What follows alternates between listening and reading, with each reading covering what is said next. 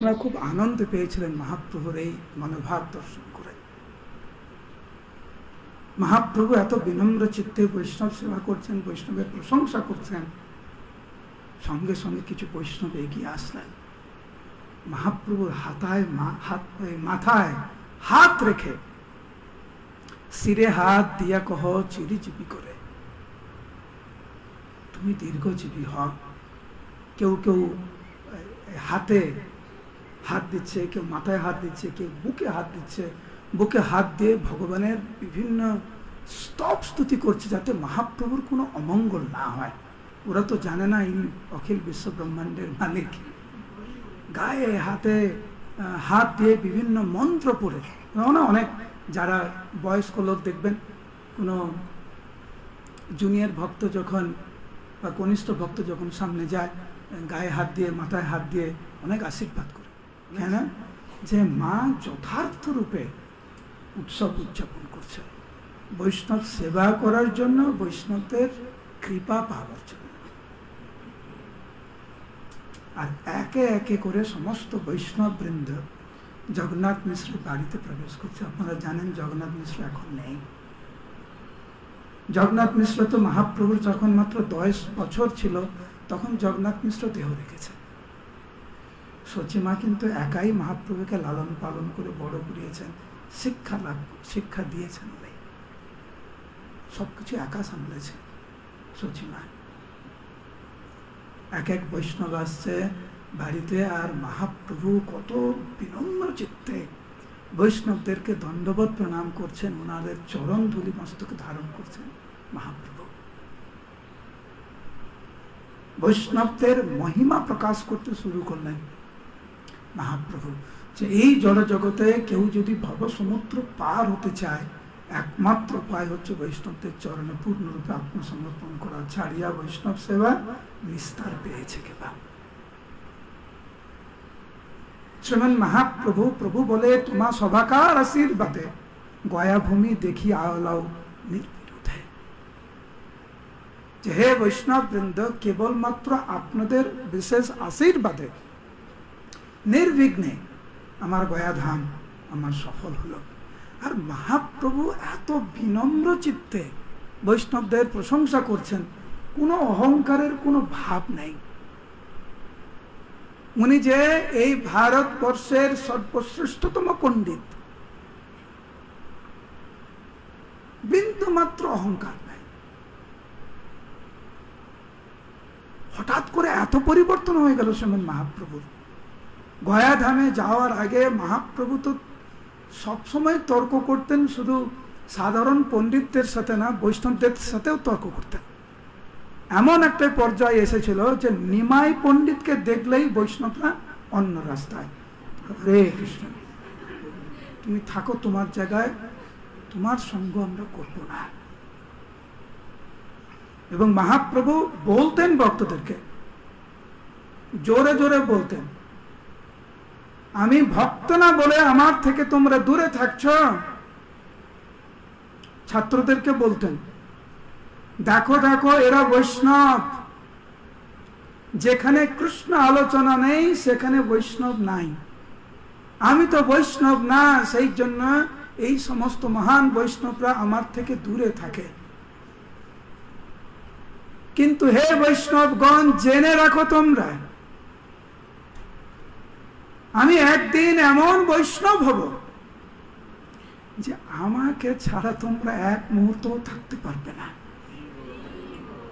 বৈষ্ণবরা মনে মনে খুব আনন্দ পেতেন, কিন্তু বাহ্যিকে কিছু বলতেন না। যদি কিছু বলে আবার যদি তর্ক করে, এখন তো বৈষ্ণব হয়নি, আগে বৈষ্ণব হোক। মনে মনে বৈষ্ণব খুব আনন্দ পেয়েছিলেন মহাপ্রভুর এই মনোভাব দর্শন করে। মহাপ্রভু এত বিনম্র চিত্তে বৈষ্ণব সেবা করছেন, বৈষ্ণবের প্রশংসা করছেন, সঙ্গে সঙ্গে কিছু বৈষ্ণব এগিয়ে আসলেন। মহাপ্রভুর মাথায় হাত রেখে শিরে হাত দিয়া কহ চিরিজীবী করে, তুমি দীর্ঘজীবী হও। কেউ কেউ হাতে হাত দিচ্ছে, কেউ মাথায় হাত দিচ্ছে, কেউ বুকে হাত দিচ্ছে। বুকে হাত দিয়ে ভগবানের বিভিন্ন স্তব স্তুতি করছে যাতে মহাপ্রভুর কোনো অমঙ্গল না হয়। ওরা তো জানে না এই অখিল বিশ্ব ব্রহ্মাণ্ডের মালিক। গায়ে হাতে হাত দিয়ে বিভিন্ন মন্ত্র পড়ে, অনেক যারা বয়স্ক লোক দেখবেন কোনো জুনিয়র ভক্ত যখন বা কনিষ্ঠ ভক্ত যখন সামনে যায়, গায়ে হাত দিয়ে মাথায় হাত দিয়ে অনেক আশীর্বাদ করে, অনেক স্নেহ প্রদর্শন করে। তো বৈষ্ণব নবদ্বীপের বৈষ্ণবরা মহাপ্রভুকে এইভাবে আশীর্বাদ করতে লাগলেন, গোবিন্দ শীতলানন্দ করুণ প্রসাদ।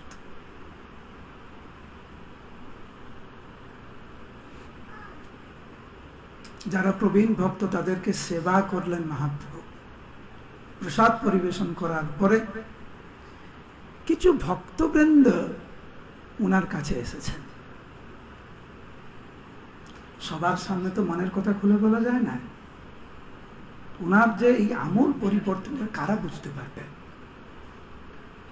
যারা ভক্তি পথে আছে তারাই বুঝতে পারবে। কৃষ্ণের ক্রন্দন কে বুঝে? যারা কৃষ্ণের জন্য ক্রন্দন করে তারাই বুঝে। কার সাথে হরিনাম করা যায়? যাদের হরিনামের প্রতি আসক্তি রয়েছে।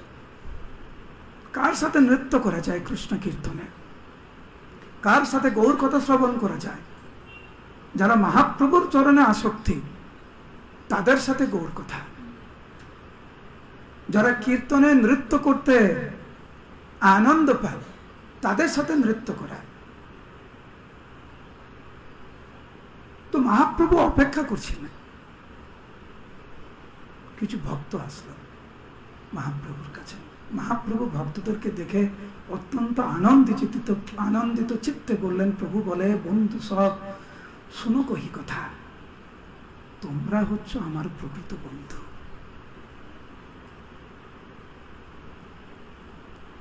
মনের কথা তোমাদেরকে একটু বলি। তো কৃষ্ণের অপূর্ব যে দেখিল যথা তথা, কৃষ্ণের যে অপূর্ব মাধুর্য যা আমি দর্শন করেছি, তা আমি কি বলবো। আমি গয়াতে গেলাম, শুনলে ভক্তরা, আমি গয়াতে গিয়েছিলাম এবং গয়ার যে মহিমা আমি শ্রবণ করেছি বৈষ্ণবদের শ্রীমুখ থেকে, তা অবর্ণনীয়। কৃষ্ণের রূপের মহিমা, কৃষ্ণের লীলার মহিমা, কৃষ্ণের ধামের মহিমা আমি একটুখানি শ্রবণ করেছি। আমি সহস্র সহস্র বিপ্র পড়ে বেদ ধ্বনি। গয়া ধামে সহস্র সহস্র পণ্ডিতগণ তারা ভগবানের স্তব স্তুতি করছে। বিষ্ণু পাদ পদ্ম তীর্থ আমি দর্শন করার আমি সৌভাগ্য অর্জন করেছি।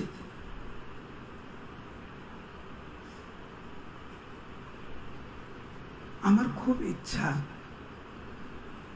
আগামীকাল তোমাদের সাথে এক নির্জন স্থানে বসে আমি আমার মনের কথা তোমাদের কাছে প্রকাশ করতে চাই। তোমরা দয়া করে আমাকে গ্রহণ করো। মহাপ্রভু বিনম্র চিত্তে বৈষ্ণবদের কাছে এইভাবে প্রার্থনা করতে লাগলেন। সেই জন্য চৈতন্য ভাগবতের বর্ণনা, আরম্ভিলা মহাপ্রভু আপন প্রকাশ। নবদ্বীপ ধামে এই গয়া থেকে প্রত্যাবর্তন করার পরে মহাপ্রভু ওনার যে উদ্দেশ্য নিয়ে উনি এই ধরাধামে আবির্ভূত হয়েছিলেন তা প্রকাশ করতে লাগলেন। আর অনন্ত ব্রহ্মাণ্ডময় হইল উল্লাস, যা দর্শন করে বিশ্ব ব্রহ্মাণ্ড উল্লসিত হলেন। আর যখন ভক্তবৃন্দরা যখন শুনলেন যে মহাপ্রভু আচরণে আমূল পরিবর্তন, এখন নিমায় পণ্ডিত ভক্ত হয়ে গেছে, ভক্তদের আনন্দের সীমা নাই। শুনি ধ্বনি যায় যথা ভাগবত বৃন্দ। মহাপ্রভুকে দর্শন করার জন্য এখন ভাগবত বৃন্দ মহাপ্রভুর কাছে আসতে লাগলেন। বলুন হরে কৃষ্ণ, উচ্চস্বরে হরে কৃষ্ণ।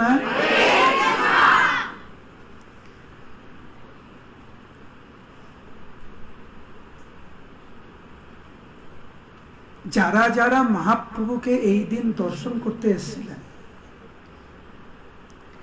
তারা কোনোদিন এই দিনটির কথা কোনোদিন ভুলবে না। শ্রীমান পণ্ডিত ওই সময় উপস্থিত ছিলেন।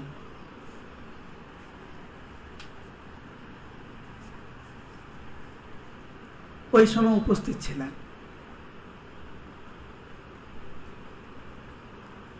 প্রত্যেকটা দিন শ্রীবাস অঙ্গনে মুরারিগুপ্ত প্রভু, শ্রীমান পণ্ডিত, শ্রীবাস ঠাকুর আদি সমস্ত ভক্তবৃন্দরা, গদাধর, গোপীনাথ, রামাই পণ্ডিত আদি প্রত্যেকটা দিন সকালবেলা সবাই শ্রীবাস অঙ্গনে উপস্থিত হতেন এবং সবাই কৃষ্ণের জন্য ফুল তুলতেন। এইখানে বর্ণনায়, চৈতন্য ভাগবতের বর্ণনায়, যে শ্রীবাস অঙ্গনে যে ফুলের যে ঝাড় ছিল তা দিব্য ফুলের ঝাড়। কেন?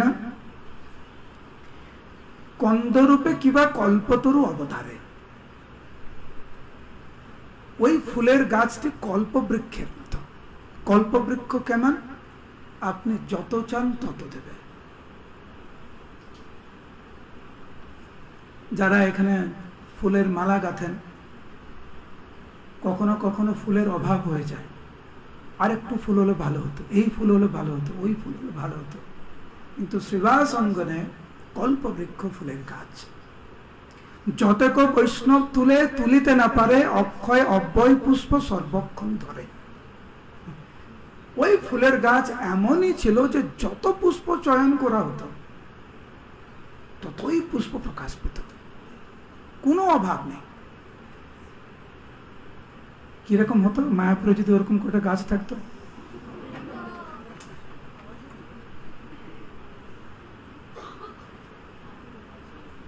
আমি জানি না, আপনারা নিশ্চয়ই জানেন, মনে আছে এই আমাদের কালবাটের ওখানে একটা বড় একটা বটবৃক্ষ ছিল, দেখেছেন? দুর্ভাগ্যবশত কেটে দিয়েছে। প্রভুপাদ কিন্তু বলেছিলেন ওই গাছটি কল্পবৃক্ষ গাছ, বিশেষ করে ওই গাছটা। এবং দেখবেন আমার পরমারাধ্য গুরুদেব সেই সময় জয়প্রতা গোস্বামী গুরু মহারাজের সাথে প্রভুপাদের কিছু ছবি আছে ওই গাছের তলায়।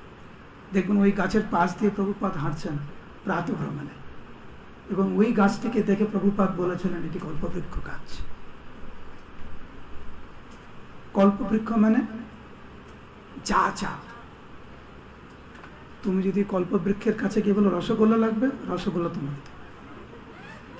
কারোর লাগবে সুইট রাইস, তো সুইট রাইস দেবে। কারোর লাগবে কেক, তো কেক দেবে। কি চাবে?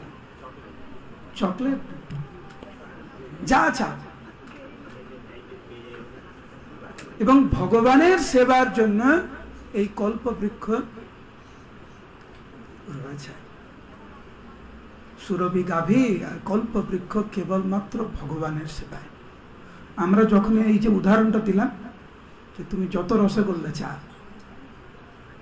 সঙ্গে সঙ্গে মনে কি হয়? কখন মনে হয়েছে আমাদের আরে রসগোল্লাটা নিয়ে কৃষ্ণকে খাবো, মনে হয়েছে? না, যেই মনে হয়েছে এ রসগোল্লা, আমি তাহলে 5-6টা খেয়ে নেব। এই জন্যই আমরা ওইখানে যেতে পারছি না এখনো। কিন্তু ভক্তের মন কিরকম? যেখানেই কিছু ভালো দেখবে এটা ভগবানকে খুব সুন্দর মানাবে। ঠিক যেরকম মাধবেন্দ্র পুরীপাদ গেলেন যমুনাতে, সেই ক্ষীরের কথা শুনলেন, অমৃত কেলি। প্রথম যদি আমি আমার গোপালকে পাওয়াতে পারতাম। এইটি হচ্ছে ভক্তের মনোভাব। যখন যা দেখবে কিভাবে এইটা ভগবানের সেবায় নিয়োজিত হবে, কিভাবে এটা ধামের সৌন্দর্য বৃদ্ধি হবে, কিভাবে এই জিনিসটা নিয়ে আমি ভক্তের সেবায় আমি নিয়োজিত করতে পারবো, এইটি হচ্ছে ভক্তের মনোভাব। তো শ্রীবাস ঠাকুর সমস্ত ভক্তদের সাথে পুষ্প চয়ন করছেন। শ্রীমান পণ্ডিত এখনো আসেনি। কি ব্যাপার? শ্রীমান পণ্ডিত কোথায়? যখন শ্রীমান পণ্ডিতের কথা উঠছে সেই সময় শ্রীমান পণ্ডিত সেইখানে প্রবেশ করে, আর ওনার মুখে যে হাসি ছিল, সেই হাসিটা দেখেই ভক্তরা বুঝতে পেরেছে এর কাছে নিশ্চয়ই কোনো ভালো খবর আছে। তো ভক্তরা ওনাকে জিজ্ঞাসা করছে, শ্রীমান পণ্ডিত, কি খবর তোমার কাছে?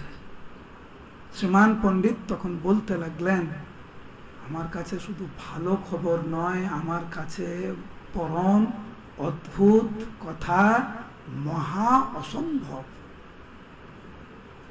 পরম অদ্ভুত কথা, এবং এমন একটি কথা তোমাদেরকে বলবো যা অসম্ভব। তো ভক্তরা বলছে, এমন আমরা অনেক, আমাদের তো বয়স হলো, আমাদের আর কি দেখার বাকি আছে?